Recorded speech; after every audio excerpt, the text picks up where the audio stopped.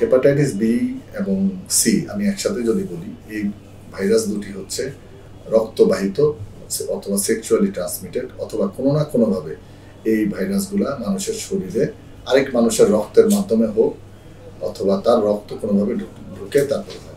Hepatitis B virus, C virus কিন্তু বেশিরভাগ রোগীর, বিশেষ করে বি ভাইরাসটা কোনো ক্ষতি করে না যাদের দীর্ঘমেয়াদী থাকে। অল্প যাদের সময়ের জন্য থাকে 6 মাসের মধ্যে বের হয়ে চলে যায়। 6 মাসের বেশি যাদের থাকে তাদের আমরা ক্রনিক হেপাটাইটিস বি বলি। তাদের ক্ষেত্রে লিভার পচন ধরা, লিভার ক্যান্সার করার ঝুঁকি থাকে। তাদের কিন্তু আমরা শুধু বছর বছর ফলো আপ করি। যদি কখনো ক্ষতি করা শুরু করে আমরা ওষুধ দিই, আর যদি ক্ষতি না করে আবার পরের বছর আমরা ফলো আপ করতে বলি কিছু নির্দিষ্ট টেস্টের মাধ্যমে। এগুলা কোনো লক্ষণই দেয় না, কারণ এটা নীরব ঘাতক। এই জন্যই তো সবাইকে হেপাটাইটিস বি ভাইরাসের টেস্ট করিয়ে যাদের নেগেটিভ আছে আমরা তাদেরকে ভ্যাকসিন অ্যাডভাইস করি।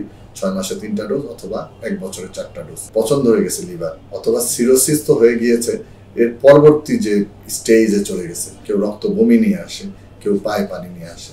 সাধারণত খারাপ অবস্থার রোগীগুলো এভাবে আসে। ভাইরাসের কারণে লিভারের এসজিপিটি পয়েন্টটা অনেক বেড়ে গেছে, ডিএনএ অনেক বেড়ে গেছে, ভাইরাস আলট্রাসোনোতে লিভারটাতে পরিবর্তন চলে আসছে। লক্ষণ আসবে, বেশি আসে আমরা যেটা বললাম লিভার ক্যান্সারের রোগী, অথবা সিরোসিস হয়ে তার পরের যে স্টেজ, কম্পেনসেটেড স্টেজ থেকে ডিকম্পেনসেশনে চলে যাওয়া, কার্যক্ষমতা পুরোপুরি হারিয়ে ফেলা, অথবা লিভার ফেল করে গেলে রোগীটা আসে।